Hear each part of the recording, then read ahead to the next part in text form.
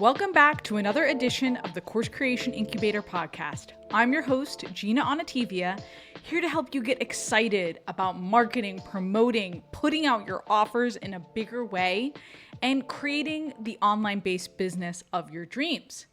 And did you listen to last week's episode where I talked about overstuffed courses or your overstuffed content and what to do about it? And did you take back control? Were you the boss of your course? Were you the boss of your outline? Hit me up on LinkedIn to let me know. And please leave me a review if this podcast has left any kind of impact on you.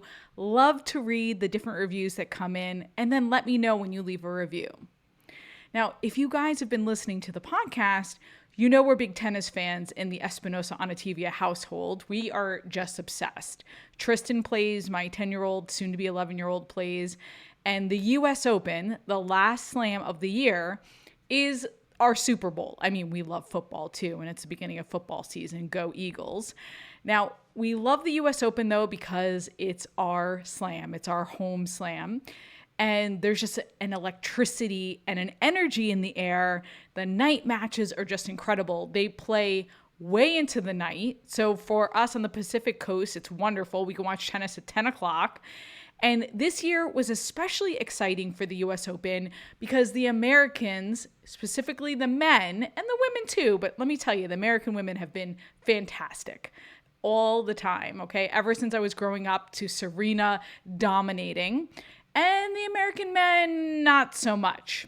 It's been a special year too because the men, a few men, American men, made it to the latter stages of the tournament.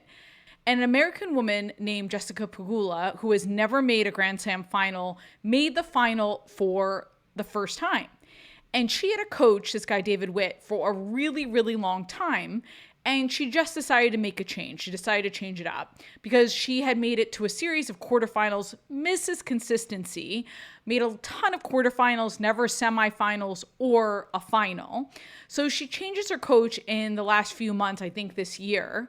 And then her coach went to coach an awesome player named Frances Tiafoe, another American player who's just amazing, awesome energy. And Tiafoe had struggled for, a good start of the year, and he changed to Pegula's old coach in the last couple of months. Okay, stick with me now. So Tiafoe, who had been struggling, made it to the semifinals of the U.S. Open with this new coach. And meanwhile, Pegula, with her new coach, made it to the finals for the first time. So it struck me. I always take lessons out of tennis. I'm always picking these things up, right? We're watching so Tristan can learn tennis and can learn from these pros, but what can we pick up? And I think the lesson here is sometimes you need a coaching change, right? You might be with someone for a long time or with a mastermind or a group for a long time. And I'm not saying you abandon the mastermind or the group, but maybe you change it up. Maybe you bring in a different coach. Another player, Coco Gauff, she won the US Open last year because she had two different coaches on her side. And I think that mix really supported her. So do you need a change of mentorship? Do you need a change of coaching?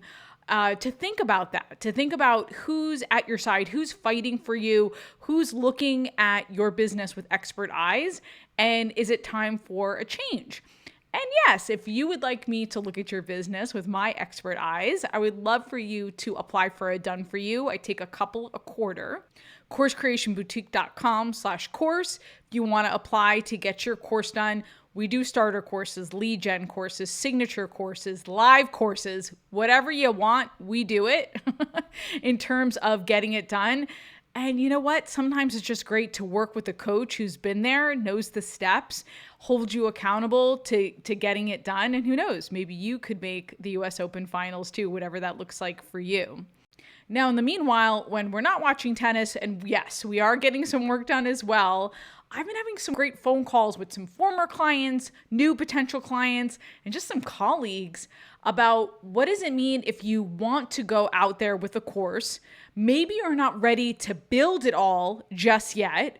Is there another way to put yourself out there? And specifically talking to a friend who said that they felt like they wanted to put out this leadership program and wasn't sure if it was a big static signature course or what it quite looked like yet. And I said, how about a live insider cohort? Okay, now what the heck does that mean, right? So let's break it down. So it's live. So you're delivering it live in real time instead of pre-recorded lessons. You're creating discussions, you're answering questions, you're adjusting on the fly. You're engaging with participants, right? You're fine-tuning as you go. So that's the live part of it. Insider, in that you might just go to your clients to offer them the opportunity to sign up. It's insider. Okay, it's very exclusive, or past students to sign up, or a past company that you've worked for, that you've gone into and maybe taught before or trained before. And then finally, that third part, cohort, just a specific tidy group that you're going to. Maybe it's 20, maybe it's 15, whatever feels right to you, feels manageable. But that's the breaking down. So we're going to talk in this episode about live insider cohorts. Are they right for you? Should you be doing one? What's the criteria? How do you get started? Now, I'll give you an example of this. Wingspan Performance Academy, I had Kathy and Ivan on the show. They did a version of this. So it was insider in that they had a wait list of former clients. They did a live component, and there was definitely a set cohort. And if you listen to that podcast, you know that they sold out in 48 hours. Now, they did a live plus a static cohort, which you can also do. We'll talk more about the live component, but the nice thing about that is you can do it on the fly. So why would you do this, by the way? Here I am talking about courses each and every episode. But it doesn't mean you need a signature course built in advance. I think more and more we need to be flexible in terms of our courses.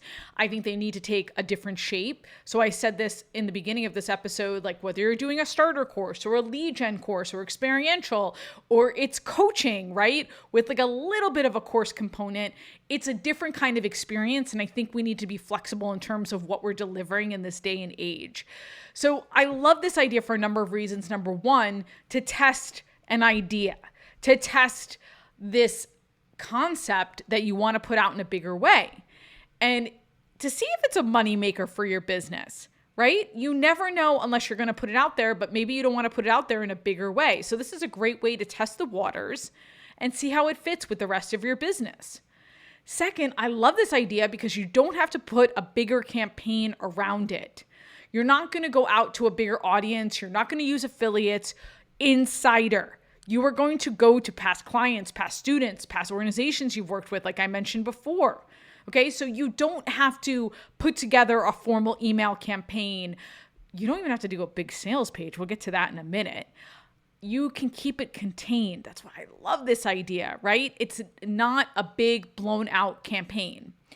3, I love this idea because it allows for immediate feedback. That's one of the greatest things about going live. You could see what resonates, what needs clarification, where the most value is coming from directly from attendees and from participants.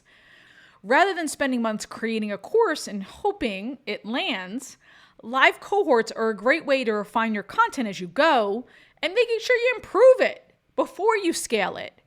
It's less intimidating for you if you're a new course creator to get your course off the ground without having to provide really polished pre-recorded content.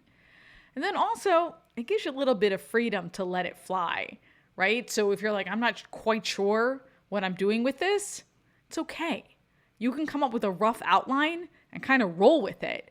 That's the great thing about a live cohort. And by the way, these people already know you. They're past students or they're past clients. So they trust you. They trust that you're going to provide the value. So you kind of let it rip, right? Because you know it's a safe space. You're going to provide value because you're awesome.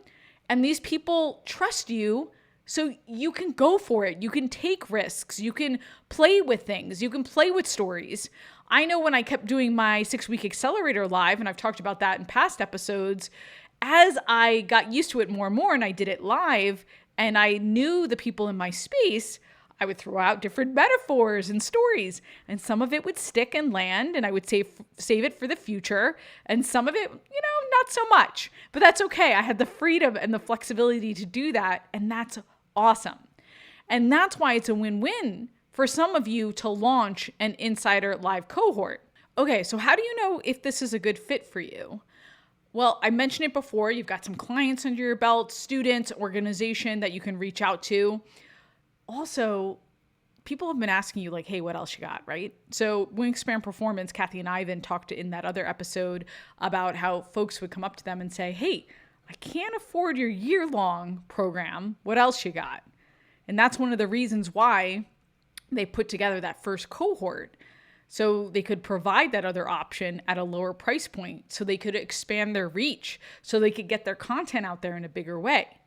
So that's the second piece, that there's a demand because people have been asking you, hey, do you have anything else? 3, you have the bandwidth to test out this Insiders Live cohort. You're not going to go full out like you would maybe with a signature course, but it still takes a little bit of work to have this set up. So I'd give yourself a couple of months to set some pieces up, which we're going to talk about in a minute. And by the way, it's helpful if you have at least one team member or, like a part-time virtual assistant who can help you with this. All right, so if you're excited right now and you're listening, you're saying, okay, Gina, how do I get started? This sounds awesome. I want to vet my live insider cohort. What do I do? Well, first is the topic of your live cohort. And a lot of times you already have this in mind because it's been rattling around in your head, right? You're listening to me right now and the ideas are popping. I know because I talk to you, and every time I bring this up, people are like, yes, I have the topic in mind. A few things to think about. 1, relevance. Does the topic address your current needs or trends in your industry right now? 2, that demand. Are people actively seeking out courses, solutions related to this topic that you're thinking about? And then 3, really drilling down to specifics, narrowing down your topic, ensuring it's specific enough to provide clear value to attract a meaningful audience.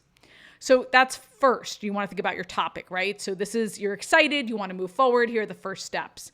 Second, you want to think about your benefits. What transformation are you going to provide your live participants?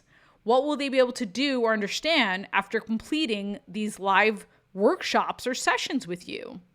How will this course impact their lives, careers, businesses? If possible, provide measurable outcomes, such as learn how to build or start a website in just 30 days. I love the timeline on that. Increase student retention for your membership by 30%.